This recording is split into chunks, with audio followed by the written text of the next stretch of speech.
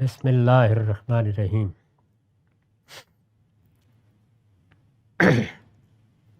وقال یا محمد اذا صلیت فقل اللہم انی اسألک فعل الخیرات و ترک المنکرات و حب المساکین و اذا اردت بعبادک فتنة فاقبضنی الیک غیر مفتون۔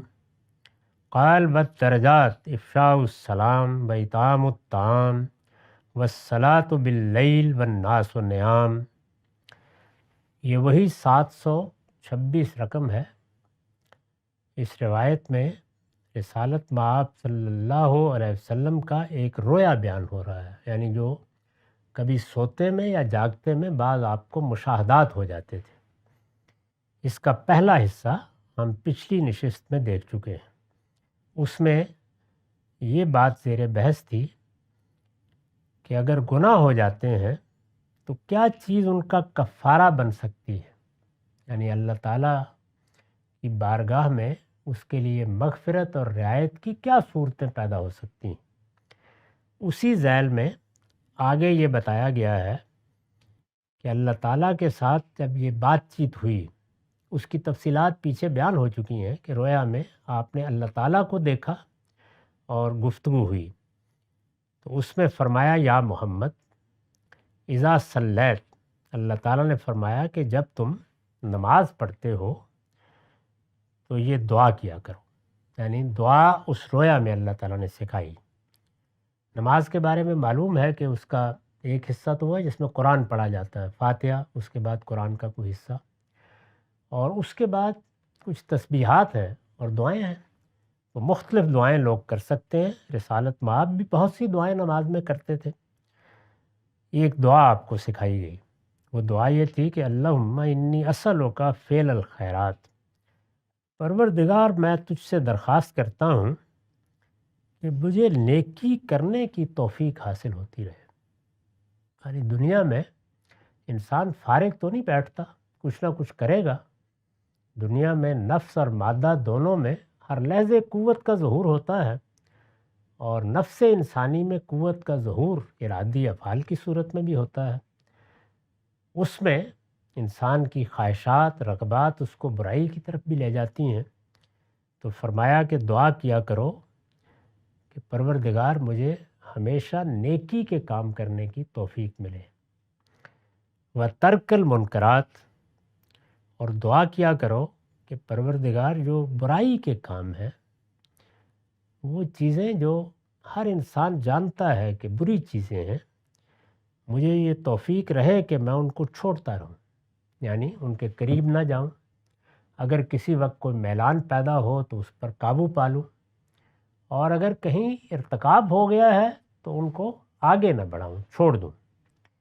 تو فرمایا یہ دعا کرتے رہو، وحب المساکین، اور یہ دعا کیا کرو کہ پروردگار میرے دل میں غریبوں کے لیے، مسکینوں کے لیے، زیر دستوں کے لیے محبت پیدا ہو۔ ایک تو یہ ہے کہ رحم کا جذبہ نہیں، اس سے آگے بڑھ کر محبت پیدا ہو، یعنی مجھے وہ اپنے لگیں، میں ان کو اپنے قریب محسوس کروں، ان کی ضرورتوں کو پورا کرنے کے لیے اسی طرح بیتاب ہوں جس طریقے سے میں اپنے اعزہ کے معاملے میں ہوتا ہوں۔ تو مجھے اس کی بھی توفیق ملے کہ جو لوگ پیچھے رہ گئے ہیں، یا ان کے پاس مال و دولت نہیں ہے، یا اپنے حالات کی وجہ سے مسکینی میں ہیں، ان کی محبت میرے دل میں پیدا ہو جائے۔ وَإِذَا أَرَدتَّ بِعِبَادِكَ فِتْنَةً فَاقْبِضْنِي إِلَيْكَ غَيْرَ مَفْتُونٍ، اور دعا کیا کرو کہ پروردگار اگر اپنے بندوں کے معاملے میں تو نے کوئی فیصلہ کر لیا کہ اب ان پر کوئی آزمائش کی بڑی صورت آنی ہے۔ دنیا ظاہر ہے کہ آزمائش کی جگہ ہے، اس میں آزمائشیں ہر طرح کی ہوتی ہیں۔ جنگ و جدال بھی ایک آزمائش ہے، زلزلے طوفان بھی ایک آزمائش ہے۔ وہ جو اقبال نے کہا ہے کہ کیسی کیسی دختران مادر ایام ہے، گنی نہیں جاتی، وبائیں پھیل جاتی ہیں۔ اسی طریقے سے بعض اوقات ایسا ماحول پیدا ہوتا ہے جو ایمان کے لیے فتنہ بن جاتا ہے۔ گرد و پیش میں مسلمانوں کی تہذیب نہیں رہی، ان کی روایات نہیں رہیں، اس میں آدمی بے لنگر کا جہاز ہو کے رہ جاتا ہے، ہر طرف سے گویا یوں سمجھیے کہ اس کی شخصیت پر، اس کے رہن سہن پر، اس کے آداب پر، اس کے ملاقات کے طریقوں پر، غرض یہ کہ اس کی فکر پر بھی شیطان حملہ آور ہوتا ہے۔ تو یہ فتنے کی مختلف صورتیں ہیں۔ ارشاد فرمایا کہ دعا کیا کرو کہ اگر ایسی کوئی صورت میں کسی وقت پیدا کروں، یعنی تمہارا رب، تمہارا پروردگار، تو دعا کیا کرو کہ پروردگار کسی فتنے میں پڑے بغیر مجھے تو اٹھا ہی لینا۔ یعنی یہ موقع ہے جس پر گویا یہ دعا بھی سکھائی گئی کہ اس میں ایک بندہ مومن کو موت پسند کر لینی چاہیے بجائے اس کے کہ وہ کسی غلط راستے کے اوپر پڑے۔ اس سے خود معلوم ہو جاتا ہے کہ یہاں فتنہ کون سا فتنہ ہے، وہی جو الحاد کے، بے دینی کے، شرک کے فتنے پیدا ہوتے رہتے ہیں۔ تو یہ گویا دعا اللہ تعالیٰ نے سکھائی، بڑی جامع، بہت ہی اچھی دعا ہے۔ ویسے تو رسالت مآب کی دعائیں سب کی سب بڑی بے مثال ہیں، لیکن اس روایت میں یہ دعا خود اللہ تعالیٰ نے آپ کو سکھائی ہے۔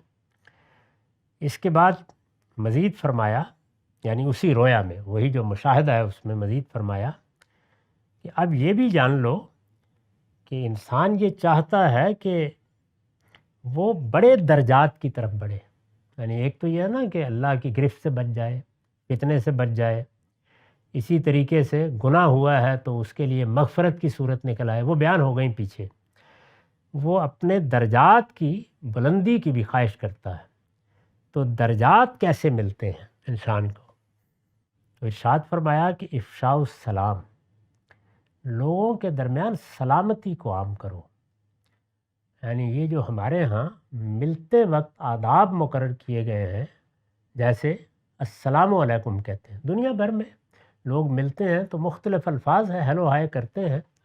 ہمارے لیے جو اس شعار مقرر کیا گیا ہے وہ ہے السلام علیکم، سلامتی کی دعا۔ تو یہ سلامتی کی دعا اصل میں محض ایک آداب کی چیز نہیں ہے، یہ در حقیقت اسلام کا موٹو ہے۔ یعنی ہم اصل میں سلامتی کے پیامبر ہیں، تو ہر شخص کو ملتے وقت ہم سلامتی کی دعا دیتے ہیں اور خود سراپا سلامتی رہتے ہیں۔